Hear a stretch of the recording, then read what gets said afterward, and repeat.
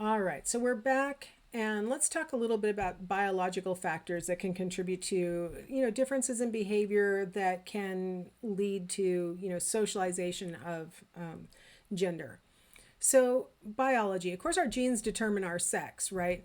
And they also determine many hormone, how much testosterone is secreted during gestation, which then has a big impact on the developing brain.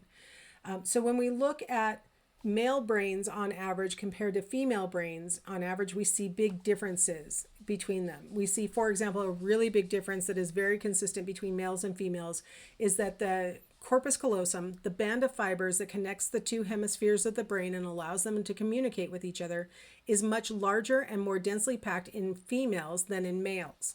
And one of the implications of that is that females can share information between hemispheres much more quickly, which allows females to monitor two things at once more consistently. If you're hearing growling, my dogs are, I think one has a ball and the other one's in trouble.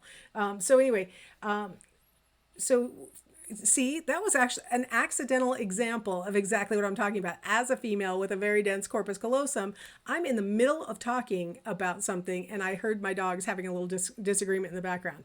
You may not have even heard it, but I know it can be distracting to hear growling in the background. But I was able to track what I was thinking and what the dogs were doing simultaneously, in part because the two tasks are housed in different parts of my brain. And my corpus callosum allowed me to communicate that information. That is not to say that men can't or that males can't track, two things at once, but females tend to be better at it. There are different areas that have larger volume in males. There are areas that have larger volume in females, and we think that these brain differences are largely attributable to hormone exposure in the womb, having set up these brain areas on a different trajectory. So prenatal development is super important for the development of maybe predispositions that can underlie some of the gender differences that we see, that we say are all socialized. Some of them might be biological, that might be a function of either what their chromosomes did to their testosterone level, or remember, if you recall back to prenatal development, we talked about how there can be bursts of testosterone that happen in an XX carrying fetus that can masculinize the brain as well. And so that might help to explain why we have differences within the sexes. It may have to do with stress that mom experienced or other factors that can make, within the field of females, a lot of variation, and within the field of males, a lot of variation. So here's something that you can do just for fun if you want. You can look at some evidence of whether you were exposed to testosterone in the womb or not. So what you want to do is use your dominant hand. So whichever one that is. If you're ambidextrous, just pick whichever one seems like wants to be the one that's measured, because isn't that how ambidextrous people decide what tasks to do with each hand also, right? So why not? Let one of your hands volunteer if you're ambidextrous. For most of us, we're going to be measuring our right hand on average. For about 90% of you, you'll be measuring your right hand. So what you're going to want to do is take a ruler and you want to line it up exactly at the crease that is where the first finger, your pointer finger, is joining the palm of your hand. So you want to find that crease and you want to measure from that crease to the very tip of your finger. Now, if you're somebody who has fingernails that extend past the finger, make really good care that you're not measuring your fingernails. Make sure that you're not bending your finger while you're trying to measure it or anything else. So measure from the crease where your finger joins the palm to the very tip of your pointer finger and write that number down. I tend to do this. I use millimeters because it's a little bit more sensitive. So if you have a ruler with millimeters on it, that's even better, because there's a bunch of millimeters per inch, so you can get really specific. And then so write that down, and then now do the same thing with your third finger, what we often call our ring finger, starting at that crease, go all the way to the tip. So the pointer finger is technically, just to make life more fun, is technically your second digit, because thumb is first digit, pointer finger is second digit, middle finger is third. Your ring finger is technically your fourth digit. So what we're going to be calculating is your 2D for your second digit, 4D, your fourth digit ratio. So on average, females who were not exposed to testosterone in the womb will have a longer pointer finger than ring finger. So typically, if you're female, on your dominant hand, your pointer finger will be longer, at least somewhat longer, maybe a millimeter longer, but on average it'll be longer. For some females, it's way longer, like half an inch longer. For others, it's just barely longer. I'll talk in a second about what if they're exactly the same length, but I would only believe it's exactly the same length if you use the millimeters to measure. Males, on the other hand, having been exposed to testosterone in the womb, on average have a ring finger that's longer than their pointer finger. So you see this different ratio of pointer finger to ring finger based on exposure to testosterone in the womb.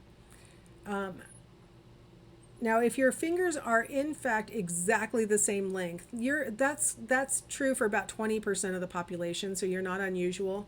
You're not average, but you're not unheard of. So don't feel bad if your fingers are exactly the same length. That can mean a lot of different things. On average, the fact that your fingers are exactly the same length and you're female means that probably your mom was under some stress when you were in the womb. At least when your hands were developing. So that's one interpretation. If you're male and that happened, there are a variety of other attempts to explain why that might have happened, and it's not as clear as it is with females that it's probably due to maternal stress. There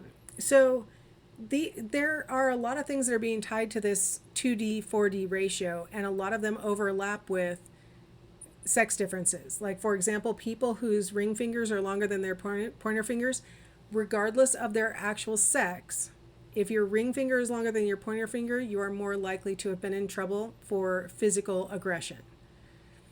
If your pointer finger is longer than your ring finger, then on average that has been associated with higher rates of empathy on psychological scales. So regardless of your sex. Now, something that I've been doing on this particular question is I've been looking to see whether the 2D 4D ratio predicts the likelihood that the person will think that a female who is being friendly to a male is actually interested in him or just being friendly. And what I've found is regardless of the person's sex, if you have a longer ring finger than pointer finger, which is characteristic of males, even the females with the longer ring finger tend to think that a friendly female is probably interested in the male. If the pointer finger is longer than the ring finger, which is more common among females, but even among the males who have that pattern, they tend to think that the female is just being friendly. So some social judgments may be being impacted, and that really supports the idea that these hand patterns might be revealing not only that the person was exposed to testosterone and it affected their hands, but it affected their developing brain. So these are really important factors that can contribute to how the person sees themselves. If you have a brain that's organized in the traditionally female way, and your sex is XY, it's going to impact the way that you behave and how you see yourself. If your chromosomal pattern is XX and your brain is organized more in the typically male pattern, it's going to affect your behavior. And we see all sorts of gradations of behavior among females and among males that really support the idea that a lot of factors go into determining how we ultimately end up behaving. Part of it is socialization from our parents and our peers and our teachers and other adults, but part of it is probably our innate predisposition as a function of our brain development in the womb. So something really important to think about with regard to gender development and those kinds of things. It's not purely socialization, that's for sure. Well, let's talk about something that I alluded to a second ago, how important peers are in helping us to shape our gender identity. Peers are really important in childhood. I mean, they really are. We typically have our first friends around the age 3. I told you about my friend who lived on the corner. I was 3 years old, and I would walk down there to go see her and stuff. First friends are really important when we're about 3 years old. But notice she lived on my corner.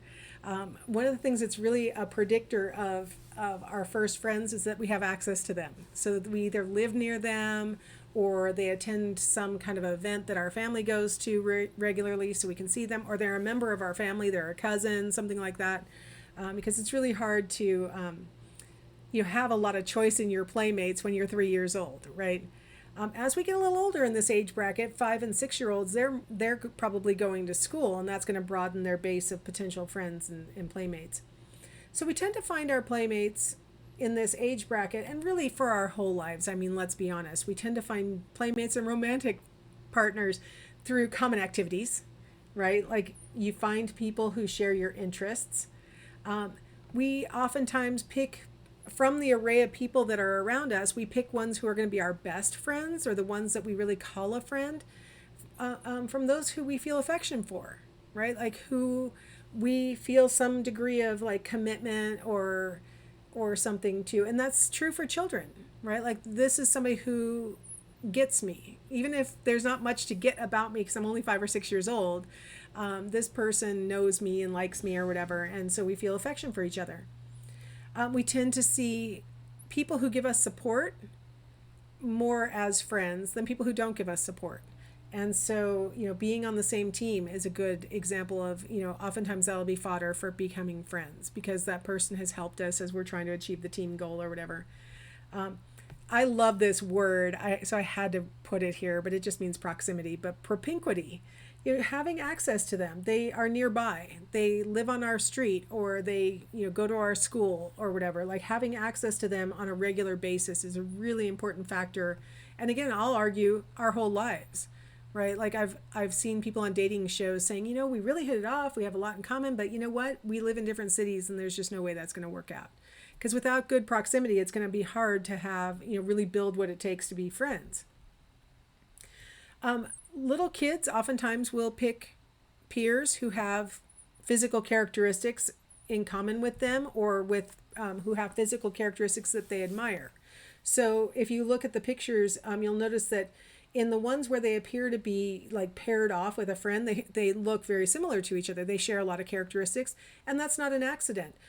Kids tend to be attracted to people who are like them. And so typically girls and girls will pair up, and boys will pair up as friends. Typically people of the same basic age will pair up as friends. Typically people of the same race will pair up as friends. It's just the process. People tend to prefer others who are like them. And this is a good point to mention right now, is that one of the benefits of having schools and teams and churches that have lots of different kinds of people that have lots of different characteristics is that it opens up the pool of eligibles for friendships and later on romantic opportunities, to include people who aren't exactly like us, right? So that we can realize that they may physically not look like us, but maybe they have the other characteristics that really make a good friend or romantic partner. And we may not have noticed that if we hadn't had propinquity with the person, if we hadn't had good, consistent access to them. And so that's why it's really important to have these opportunities where kids can, on the daily basis, come in contact with people who are physically different from them, but then they discover that, hey, we have a lot in common. All right, let's go ahead and stop there, and actually, you know what? I'm going to keep going because I just realized I think aggression is my last issue that I wanted to address. So this one's going to be a teeny tiny bit longer than average, but let's go ahead and talk about aggression. So I talked about earlier males being more likely to display physical aggression. It's really important for us to separate out what a lot of little 2 to 6 year olds might be displaying, which is actually instrumental aggression. This is aggression that's not intended to harm the other person in any way. It's just, I want what I want, right? Like, you've got my toy, I'm going to yank it out, and I don't care if that causes you to accidentally slap yourself in the face. It is a function. I wasn't trying to hurt you, but I wasn't even thinking about that. I just want my toy back. My dogs were just growling at each other. Dog aggression tends to be instrumental aggression. They don't like dislike each other, you've got my ball, right?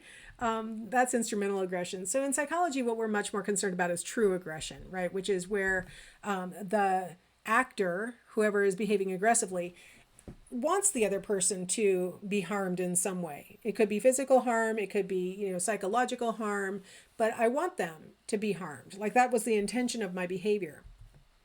Here, I had to include this really surprising outcome, which is that 2.5 to 5-year-olds who were studied were examined for how often they actually fought with their peers, got into, little spats where they pushed or maybe hit one of their peers, and followed up with them later and discovered that those who had actually fought with their peers, when they were followed up with when they were older, actually were more sociable and competent than their peers who never fought. That's a surprising outcome. That's the kind of outcome that makes you say, no way. But what the researchers suggested was that the things that cause kids to maybe have a fight, a push or a slap or something like that when they're younger, oftentimes are fueled by lack of verbal skills, stuff like that, and are also fueled by being with their peers, right? Like you can't fight if you're not around your peers a lot. And so increasing language sophistication will help to reduce fighting. And then being around other people, peers, helps you to figure out how to get along without having to fight. And so by the time they emerged later, I think they were followed up when they were 8. They had better language skills, and they had better ability to read their peers, and altogether were more sociable and competent than the kids who hadn't really gone through that. The last thing I want to tell you is what's going on with Erickson's stages of psychosocial development. And so in this stage, which he says is 2 years old through up to the 6th birthday, is initiative versus guilt. And so when kids are in this age bracket and they show any kind of initiative, they decide that they're going to go into the bathroom and brush their teeth. I keep using that as an example because one of my teeth hurts. So they go in and they decide they're going to brush their own teeth instead of having mom set up the toothbrush for them. And they squeeze half the tube of the toothpaste onto their toothbrush. And mom's like, oh my gosh, you just wasted all this toothpaste. You don't want to shame them though and make them feel guilty for trying to be self-sufficient, because they might internalize that. And the unfavorable outcome for this stage would be to develop shame. That sense that they really can't do anything right, and that, their efforts are going to be criticized. And so you really don't want to overreact in that situation. You just want to go, wow, look at what a great initiative you showed, going to brush your teeth without me having to set it up for you. That's really great. In the future, let's make sure no more than a pea-sized amount, okay? Something like that, rather than, oh my gosh, you wasted all this toothpaste, and, like that. So we can really foster them to, settle on the side of initiative. My son, when he was this age, kept trying to pour his own milk out of a gallon jug. And I'm like, you're going to spill that. And I didn't think a baby 2-year-old could lift a gallon of milk and pour it into a cup. But guess what? It turned out he could, because eventually I kind of got curious and I wanted to see how this was going to work out. He actually was able to fill his own cup. And I was like, oh, well, apparently you can lift a gallon. And I kind of berated myself a little bit because I kind of gave him a little bit of a negative feedback, right? Like he shouldn't have even tried. You're too small. Why would you do this? And then I was like, wow, look how big and strong you are. Wow, you can do it. And I probably overcompensated, but I was worried that he was going to internalize my negativity, right? I didn't want to do that. But of course, sometimes their initiative is bad. They go and they draw all over the hallway and you're like, this is our rental and you've drawn all over the walls. Sometimes it is bad. You have to give them feedback about that. But if they're trying to do for themselves and it's not perfect, so now they have the shoes on the wrong feet or something like that, you don't want to shame them. You don't want to make them feel like their initiative wasn't worthwhile. Maybe you could put a marker on their shoes so that they recognize which one goes on what foot or something, so they can be, independent and things like that. Or just let them walk around. Apparently it doesn't hurt their feet that bad. But anyway, that's enough on this. So in the next time that I see you, we will be talking about the 7 to 12-year-old. So I will see you in the next age bracket.